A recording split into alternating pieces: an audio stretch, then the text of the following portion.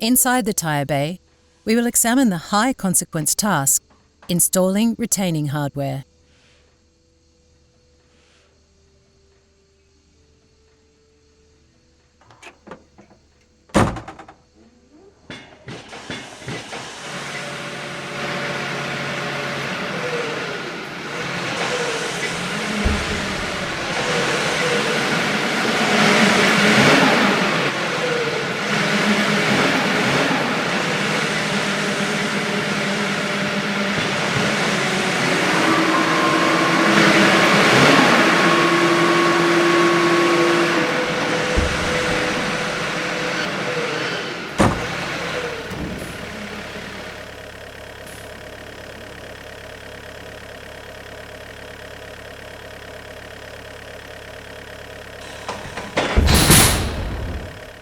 An uncontrolled release of the tyre assembly can damage equipment and crush a worker, leading to their fatality or disablement.